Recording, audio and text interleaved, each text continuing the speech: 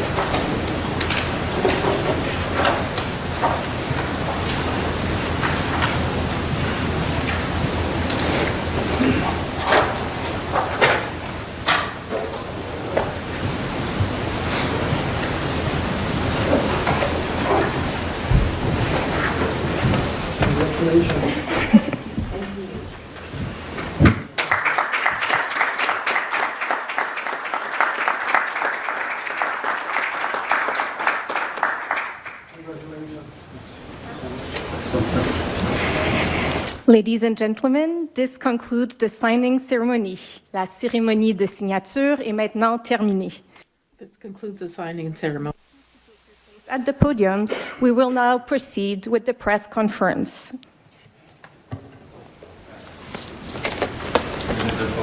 Not yet. Where do you want the photo? We'll do it right in the middle. In the middle.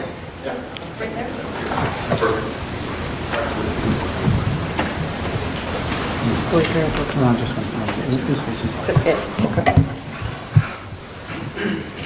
Over there, please, first. Here.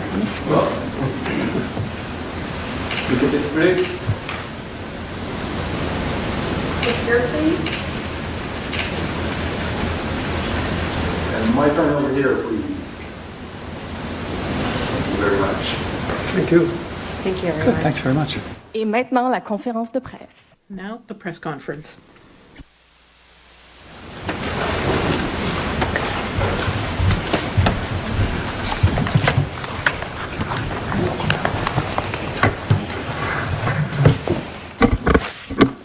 Bonjour. Good afternoon, everyone. It's a great pleasure to see you here this evening.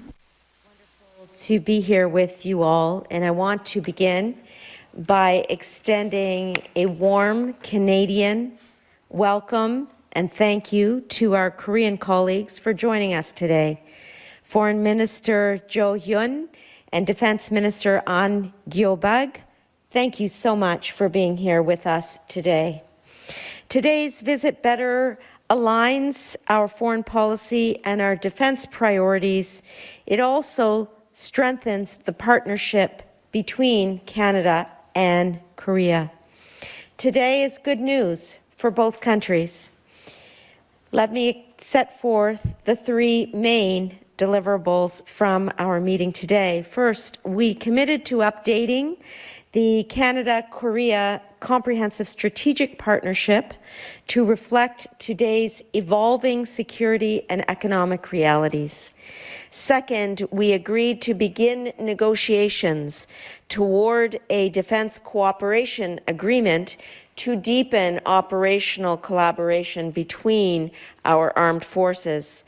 And third, we signed an agreement on the protection of military and defense classified information, establishing a secure framework for the exchange of sensitive information between our two countries. As strategic partners, Canada and the Republic of Korea will continue to work together and to promote regional stability, reinforcing a free, open, and secure Indo-Pacific region. Thank you. Merci beaucoup. Anand 장관님. Minister Anand and Minister McGuinty. Thank you very much for the warm welcome that you extended to our delegation. Our 2+2 meeting follows the meetings between our leaders who met twice last year. In October of last year in Gyeongju, President Lee of the Republic of Korea met with Prime Minister Carney, and the talks that they had there confirmed that Canada was almost as important to us as an extreme ally.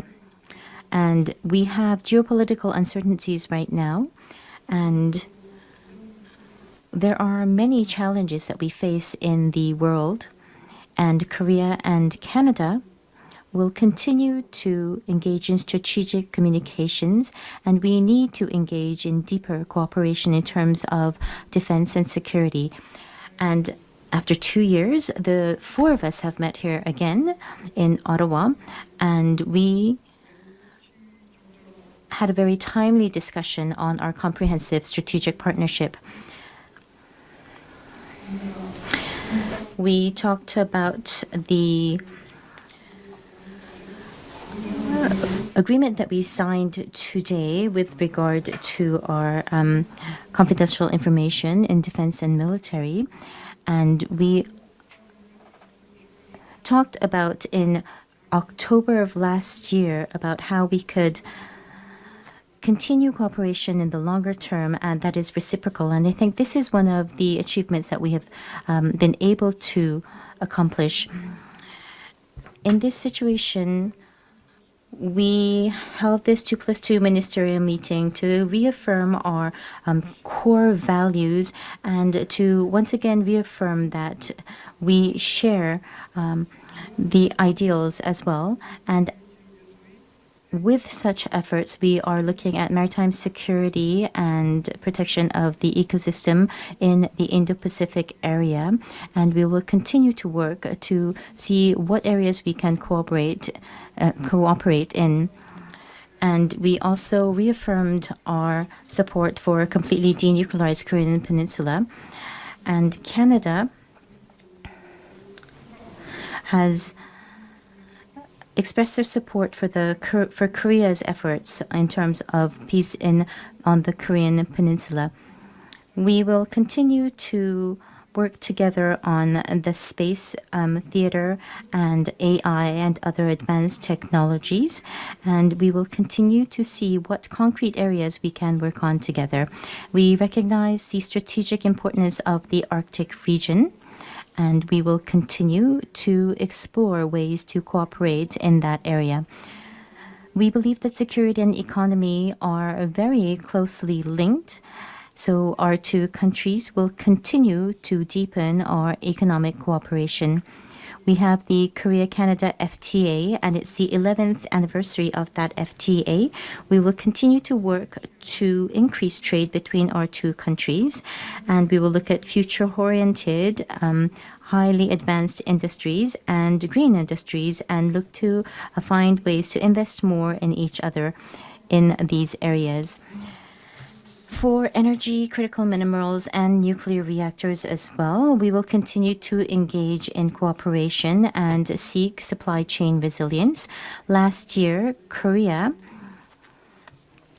brought in its first shipment of Canadian LNG, and we are also the third largest importers of Canadian minerals.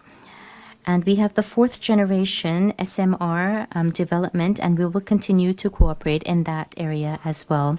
A few days ago, Prime Minister Carney announced a defense industrial strategy and the framework of that strategy and how Canada would build more within its borders and also partner. And Korea would be an ideal partner for Canada. We have much experience and technology, and we are your strong ally. And we will hope to collaborate so that we become the optimal partner for such efforts. In defense industry and other areas, I hope that we become the closest partners out there.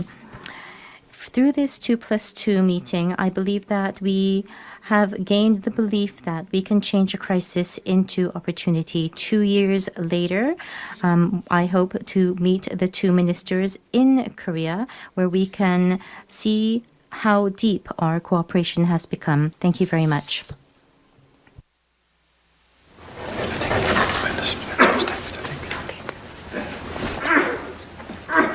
그냥 바로.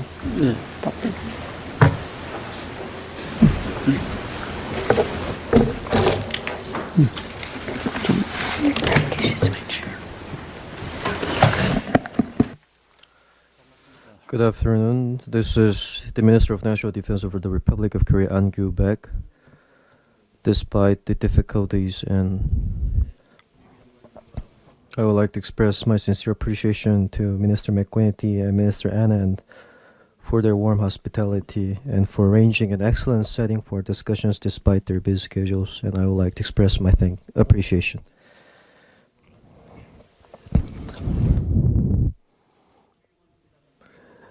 And due to Minister McGuinty and Mr. Anand, we were able to have a successful meeting today.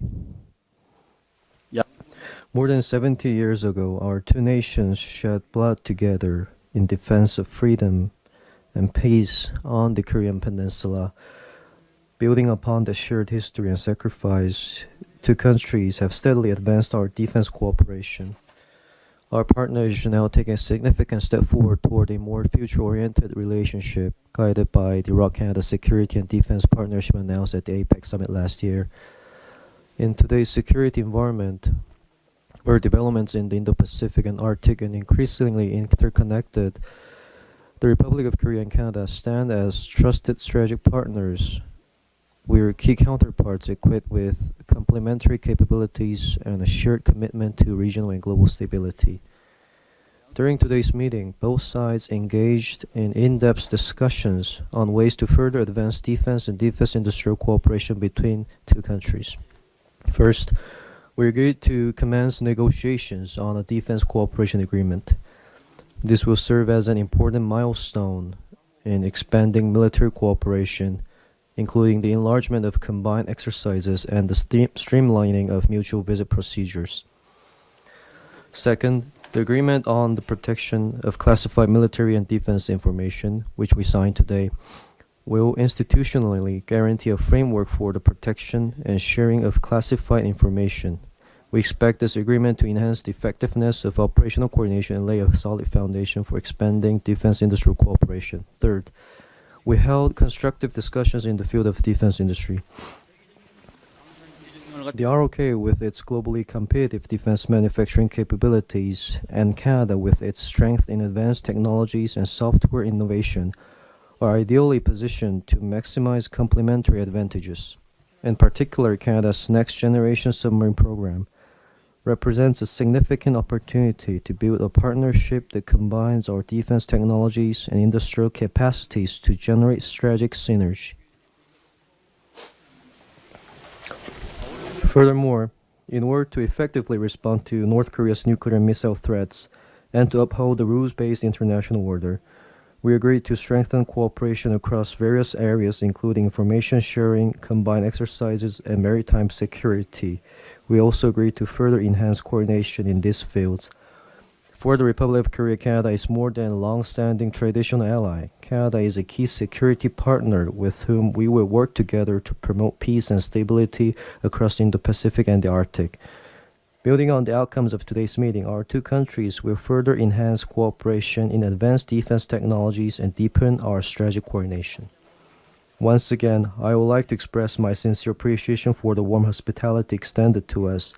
The Minister of National Defense of the Republic of Korea will continue to expand cooperation with Canada in pursuit of the security and prosperity of our two nations.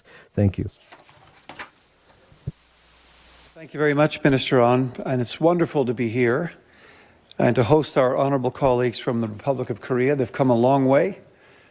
It's the second time they've come to see us, so we have talked about returning the favour and getting to Korea as soon as we can, Minister. Is that correct? Our conversations today grew out of the agreement that our two countries announced last year the Canada-Republic of Korea Security and Defence Cooperation Partnership. Of course, our relationship between our countries goes back much further. And as our two colleagues, the ministers from Korea, have reminded us, with great honour and humility and with great respect, the Canadian Armed Forces were present during the Korean War, and we lost 516 members of the Canadian Armed Forces. I know that they graciously attended this morning to present a wreath, place a wreath at the appropriate place and the appropriate time. So we're building on over 7 decades of relationship between our two great countries.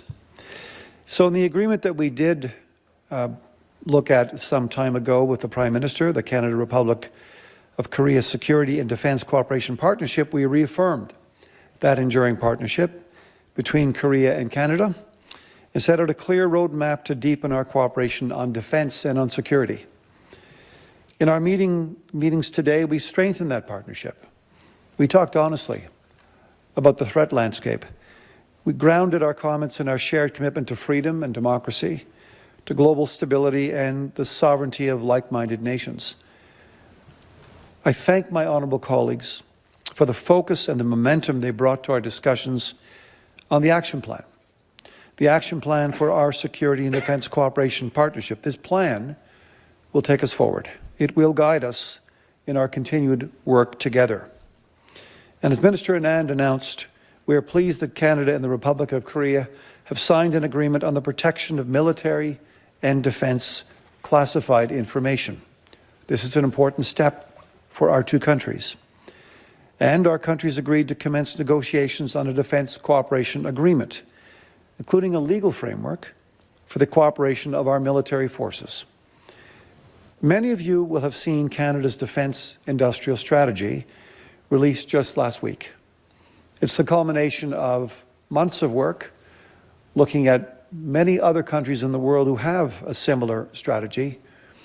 And one of the countries we looked to closely was Korea and its relationships around the world. That defence industrial strategy represents a historic investment in Canada's economy, boosting our industries that supply and support our military capabilities. This was not lost on our two colleagues from Korea.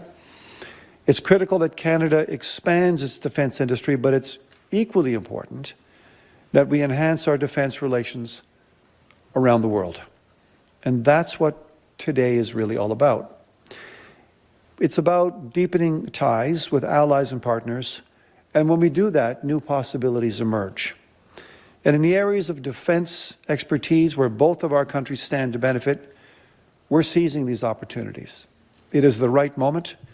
It's the right moment for like-minded, middle power countries to come together and help show the way forward. So I want to thank my colleagues, if I could, one more time, from the Republic of Korea for making this long trip to Canada. I promise the next time you come, if you do, we will have skates for you. Get out and skate on the canal. Thank you for bringing your extensive knowledge to bear in today's discussions. Thank you for helping strengthen our military capabilities by sharing your experiences. With the citizens of both of our nations in mind, we are moving forward, and we're moving forward together. Thank you very much. On va maintenant commencer la conférence de presse. We will now start the press conference. For 3 questions and no follow-ups, please state your name and your outlet. Hi, I'm Catherine with the Canadian Press. My question is for either Minister Anand or McGuinty. I know you just kind of touched on it a little bit, but I'd love to hear a little bit more about how today's agreement connects to Prime Minister Mark Carney's recent Davos speech, where he urged middle powers to band together in the face of great power and economic coercion. Thank you for the question. The focus of Prime Minister Carney's speech was to elucidate a key pivot point for Canadian foreign policy now. And that key pivot point is that we are undertaking foreign policy that can be described as principled pragmatism. This is a world in which the global trading order under the WTO is becoming completely rewired. And in this moment, Canada will continue to adhere to its long-standing values relating to international law, human rights, gender equality, environmental sustainability, Indigenous rights, and reconciliation. And at the same time, we will work to double non-US trade over the next 10 years. That strategy of trade diversification is the pragmatic aspect of our foreign policy that responds to the current global environment, including on an economic front. It means that we will continue to grow our trade relationships around the world. We have, for example, signed 12 agreements in the last 6 months over 4 continents. Those initiatives are aimed at growing the domestic economy in the short term and the long term. If you put that framework of principled pragmatism front and center in terms of our domestic initiatives, you can see, therefore, how spending $80 billion on defense and introducing a defense industrial strategy and joining the European Safe Agreement and undertaking negotiations with the Republic of Korea and other strong economies makes sense. Because what Canada is doing in this era is coalescing around like-minded countries on initiatives that will grow the domestic economy and advance our security and defense overall. And that's why in all of the speeches that you just heard, there was a focus on greater cooperation. And the last point I will make is that this is an era where one cannot separate defense and security on the one hand from economic results on the other. These two pillars of our foreign policy are closely intertwined.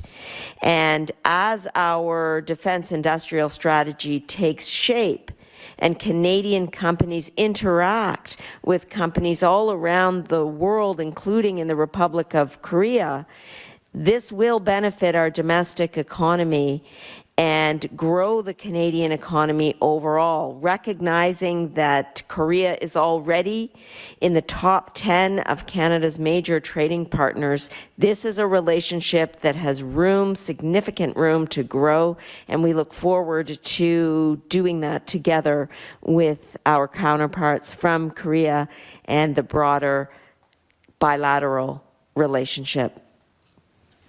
네, 한국에 관해서 If I just say a few words about Korea. Now,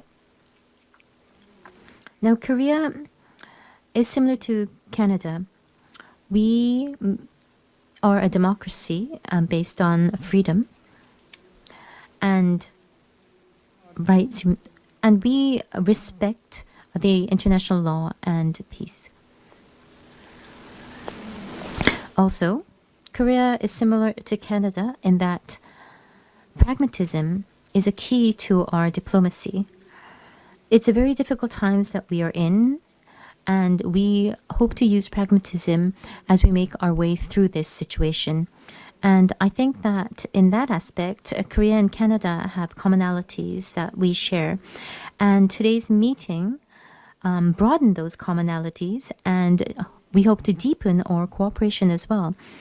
We are going to strengthen our defense industries, but we will continue to expand our cooperation. And within our strategic partnership, we will see what we can do to continue to deepen our relationship as well. Next question. Thank you. I'm Hyun from Yeonam News, South Korean news I'm Johnny from Yonhap News, South Korean news agency. And I have a question for each country on the Canada's submarine deal. And first to Minister Anand or Minister McGuinty, could you share what was discussed about the submarine deal during today's meeting? And given that Canada and Germany just signed a joint declaration on the automotive industry cooperation on Monday, does that give a German company an edge over the Korean companies? And to Korean ministers, excuse me, I will change to Korean. 조현 장관님. To Minister Cho and Minister An, I have a question for you as well. With this 2+2 ministerial, what are the deliverables? What are the achievements that were made through this meeting? Were there any talks about the submarine project at all? I could begin with submarine procurement. The good news is we're procuring submarines for the first time in a very long time. The other good news is that Canada has professionalized its procurement system. So we have a new agency headed up by a new individual and a new team whose mandate and purpose is exclusively to pursue the negotiation of this type of procurement worth over $100 million.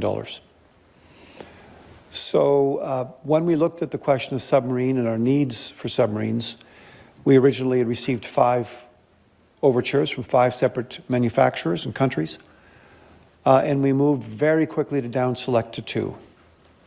The average time it takes to down select in Canadian historical context is about 3 years. That down selection took place in less than 6 months. It indicates the speed and the purpose with which we're operating.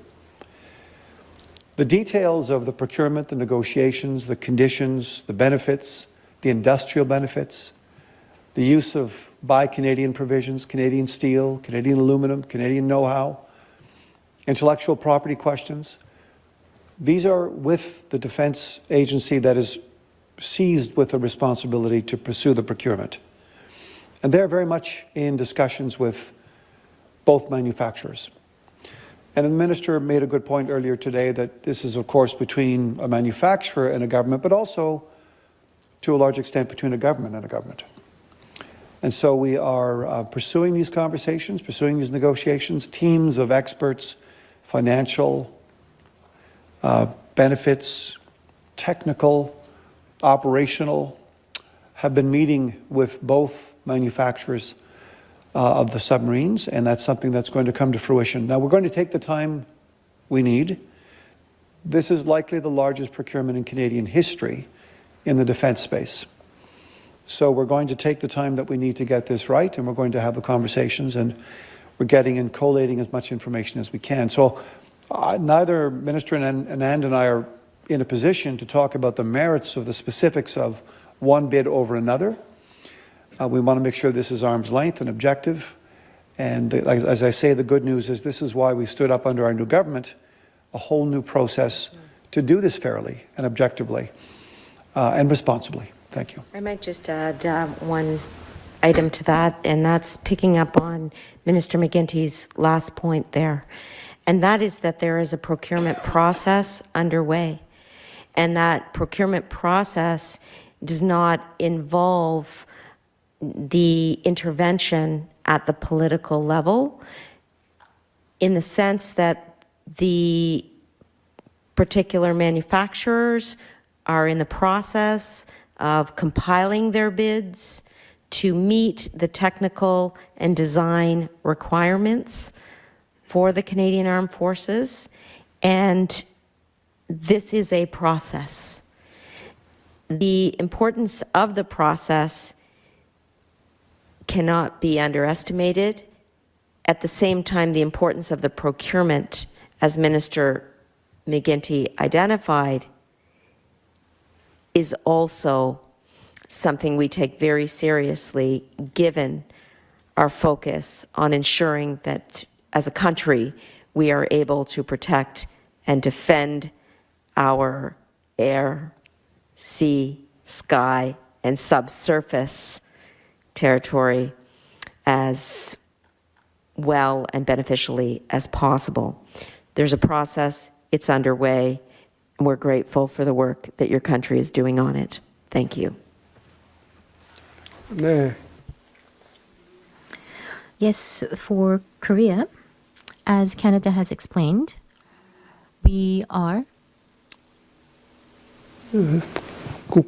looking at we trust in the fair process that will take place within Canada for this procurement. But still, we did try to appeal the benefits of the Korean proposal to our Canadian counterparts. Our technology in shipbuilding is on time and on budget always. We will deliver on time and within the budget, and we did appeal to our Canadian friends in that aspect. And we will be able to deliver 2 years ahead of Germany. And we did talk about the many benefits that we could bring to Canada with our submarines.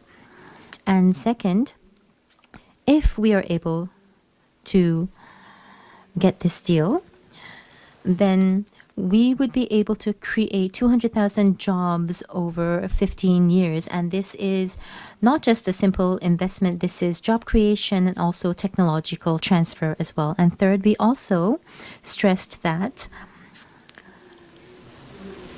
we will have other Korean companies invest as well in terms of blue hydrogen. And this area is especially important for Canada with its harsh winters and a very large landmass where energy sources have to be transferred very long distances. And this will probably be an optimal investment for Canada. But more important is that all things considered, Canada recognizes the importance of the Pacific, and this is a pathway for becoming an important partner in the Pacific together with Korea. And that is what we appealed. And once again, we do trust in the fair process that is currently underway in Canada, and we will do our best to the end of the process. Thank you very much. This is Rogaman, the Minister. We had discussions all day long, but you can see my bright face. I think my bright expressions is proving my confidence with the submarine program. If the submarine program is 100 points, not sure which country that we have to compete, but I'm pretty sure that we have cutting-edge technologies compared to the other countries that we're competing with. Especially the price, the force employment, interoperability. We have the world-leading technologies that we employ to confront the North Korea. In the East Sea, we have a high waves and deep sea. In the West Sea, we have a very low sea level. Considering these complicated sea levels surrounding the Korean Peninsula, our conventional submarines are employed in these kind of circumstances. And I'm pretty sure that these conventional submarines could be a utmost force in the Arctic region.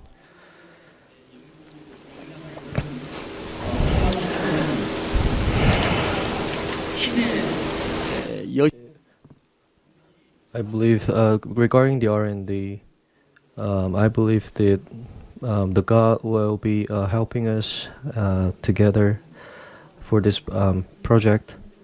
And I believe the two ministers standing here is also a symbol for this future. Thank you. My question is to Mr. Anand. Mr. Anand, I'd like to take your idea of not separating defense and security and economics in foreign affairs into his next question. into the upcoming trip, this government's upcoming trip in India. In a briefing to reporters in advance of the Prime Minister's trip to India, a senior government official said they are confident that extortion threats and violence carried out by agents of Indian government in Canada are not continuing. So my question to you directly is it this government's position, does this government still believe that agents of India are currently involved in extortion, threats of violence in Canada? And if not, how can they be confident that they're not involved?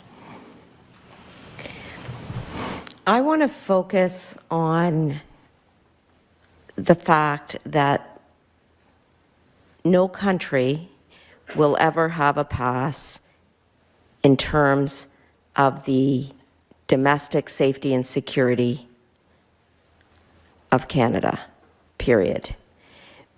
The rule of law and the importance of adherence to the criminal code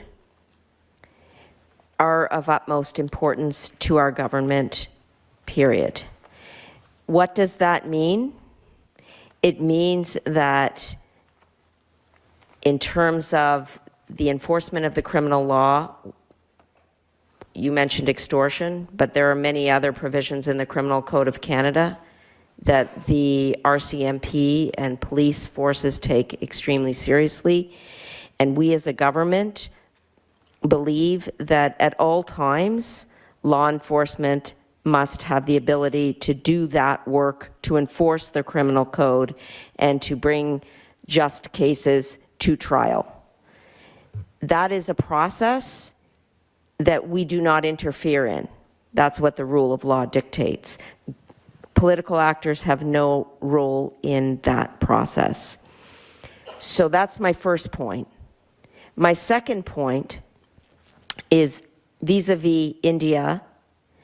There is a law enforcement dialogue occurring at the most senior levels in the public service of Canada, together with their Indian counterparts, which is ongoing, which addresses the relationship between the two countries and allows that dialogue to be the place where issues relating to those that you mentioned can be addressed. And that law enforcement dialogue has already begun in 2025 and will continue in 2026 and beyond. Those are two pillars of the approach that we are taking right now and going forward in our bilateral relationships with India and other countries.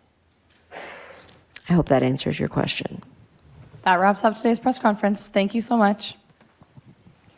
Okay.